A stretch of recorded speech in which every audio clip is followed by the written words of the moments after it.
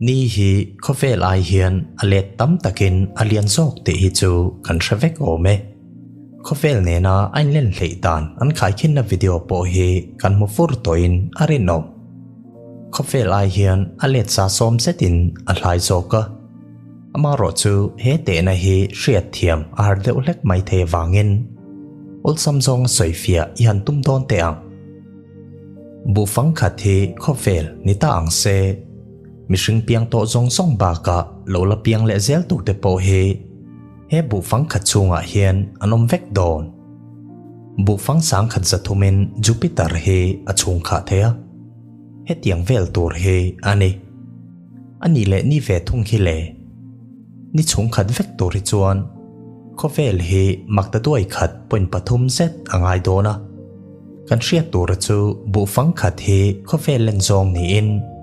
mishing piang to zong zong le lo la piang le zel tu te he bu phang khat chunga hian kanom kim vek kan solar system a mass zong zong planet asteroid simei khu thla le ni te tiam hian 99.86% he nia hian oma abak tlem te la om za som ko chuang hi chu Jupiter le Saturn ten in semin kan khovel ma si chu engti tham ma anilo Mercury te chia po hi kan la shalo mai the khovel len zong za som level chau hi ni in thla ai khian alian de ulek zoka Asia khomol pumpui hi Mercury a hian aleng tok vel khovel le thlengkar hlat zong po hi kan la shalo mai thei in nai tak angin hanlang ma se kilometer nuai li to na hla atangin thla hian khovel hi a hela he entirna atang hian anin hlat zia hi chu kan mu thiamang kan oilo mai thea maro chu thla le khovel in kar mun oloma hian kan solar system a planet zong zong te hi atlar len vek thei chu wangin Apollo mission a thlan lo na po kha aro pui viau rolin khovel le thla ain hlat zia han hriat chian che hi chuan arin hlel om rum rum zo tuna chuan arsilian berber te ho hi kan bi chiang to do nanga arsi te po hi chi sang sang omin an len zonga po hian anin thlau lom hle hei hi zanlam wana arsilang te ho anin an lo na chan po ania arsi eng tak tak anum lai hian eng nei chaw raw deuh te ho hi eng wanga mu thei lo nge khan ni itimai thei kan mu thei lo na chan hi chu light pollution wang ani rual hian arsi te po hi anin ang lo hlom lu tuk ti kan hriat a thaw me ni atang hian bulihan tran don taila ni hi main sequence star ni in om zia chu in thlak tanglam ve zung zung lo zenghet tak nei ania achung rila hian hydrogen hi helium a infuse deuh ber universe a rc om zong zong za som ko chuang hi chu main sequence star ania che sang sang omin adai deuh hlek asen atanga asaber apol thlengin an om kan ni aya la te zo ka hian white dwarf an loma hei hi rc mas nei tlem ho an korpon lam ke cheto te ho an ne khovel tiat vel chawalian an ni chung hian ni ai hian an muk baka an sajok poka an kora hian eng element ma infuse om to lovin eng le lumna hi an pe chuak deuh top to ti hian zoi zoin an dai thlatrina universe rc zong zong deuh tho hi hetiang white dwarf an ti mang hian an la thivek don white dwarf aya la te zok chu neutron star hi ani le a heng ho hi chu arsilian le mas nga tak supernova manga an pu nuala cham bang te an ni neutron sa chang deuh vek tho in siam ni in an muk thalea khopui pakhat tiat ve lek chawalian an ni chung hian kan ni ai hian alet khat le chan ve aya tam material an paya an muk thale ti na ani chu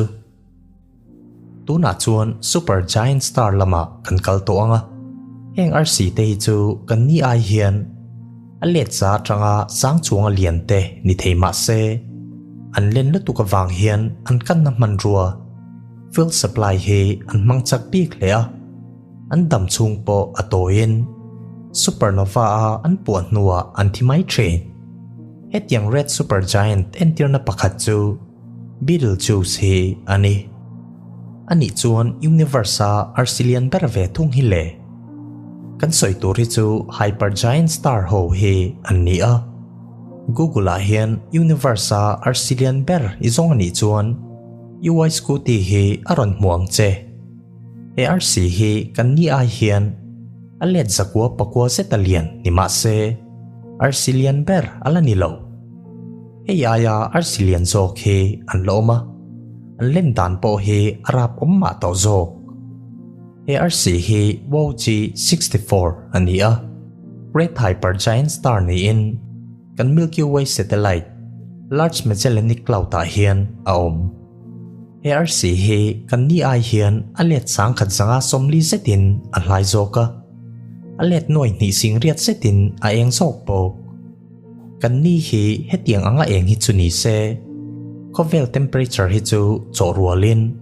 degree Celsius sang riat zetalum ani tona tuifin riat tuitei chu asau kang vekang eng hian ni hel chuak turin second som panga chawarei aman lain WG 64 hel chuak tur hi chuan darker ruk setarei ao dona he arsi chunga hian kan ni ang hi chu calculating on thum point paruk panga set aleng bok kan solar system a ni omna hmuna hian he arc hi omta se chuan Saturn in hel na kong orbit bul hi aron lu athleng dona alen dan tur hi chu kan hrethiam main arinom heti lai hian RCI lian zok object dang hi universe a hian an loma Einstein theory of relativity khan aomti lo soilok ma se atira chuan Einstein angei po hian ataka an om thei aring bik chuang lo kan soitura hi engdang ni lovin universe object lian ber black hole te hi an ni a black hole naran hi an ni lo thung kan riat angin stellar mass black hole te chu kan ni ai hian ale tlem te in mass an nga zoka heng ho hi chu an te in planet pakhat tiat fel chawalian te an ni hlom kan soitura hi chu universe kan mu phak china black hole lian ber atlang puin galaxy lai rila om te ho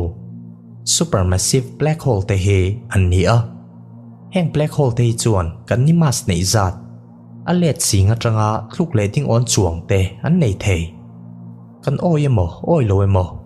tuna hian hetiang supermassive black hole pakhat hi kan hel mek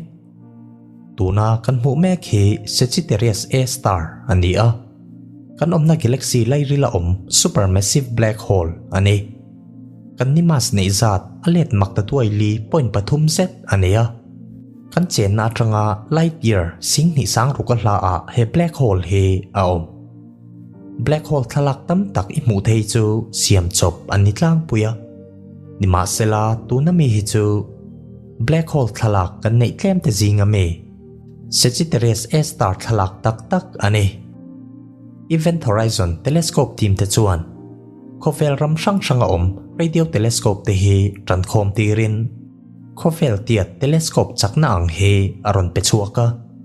eng telescope trankhom mang hian galaxy chunga gas le das cha tak tak te chu zoom thlangin Sagittarius A star thla hi anla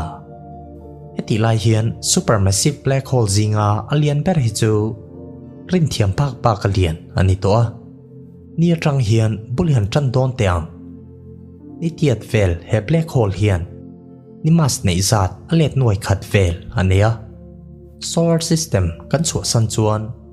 supermassive black hole sang kan mule Sagittarius A star po alo lang ve a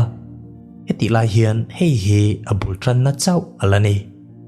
kan chua zel chuan universe black hole lian ber te kan muta a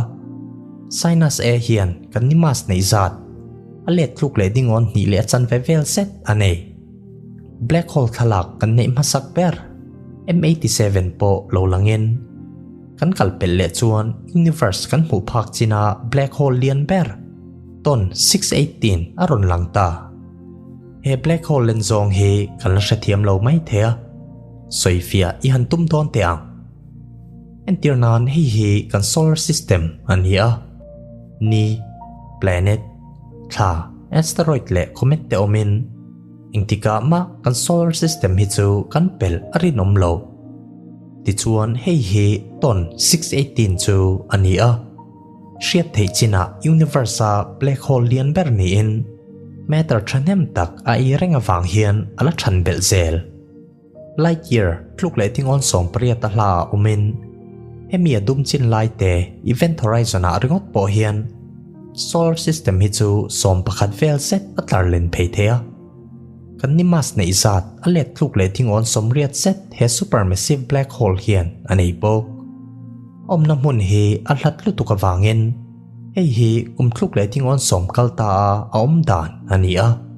tuna hi chuan alien viau to turangai ani tuna chuan black hole kalsanin arsi om khom na galaxy te ho hi kan en ve lenga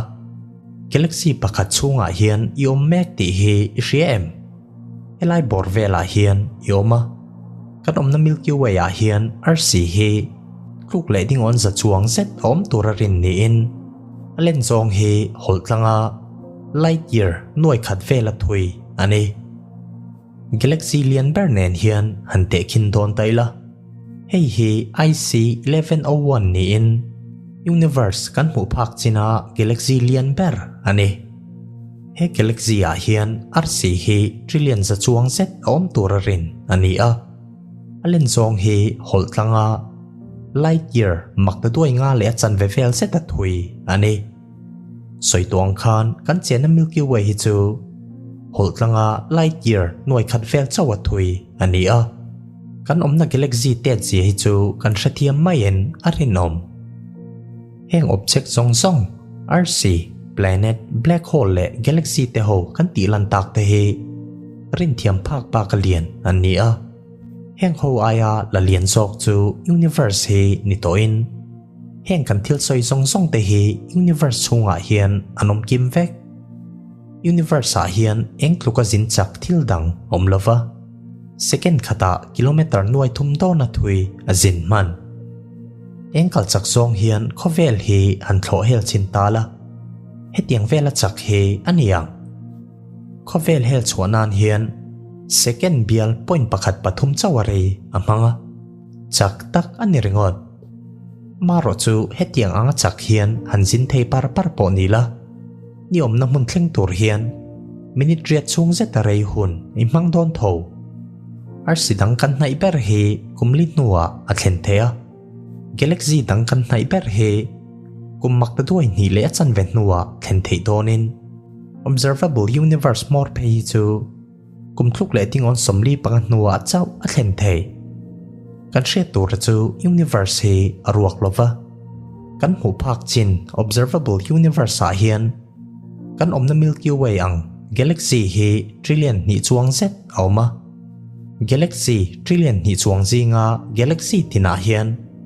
RC hi tluk le ting on za chuang vek don bokin heng RC te hian hel tu planet an nei vek don bok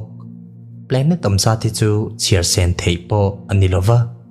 kan hria thiam thei dan tur chuan khovela triau vut zong zong ai hian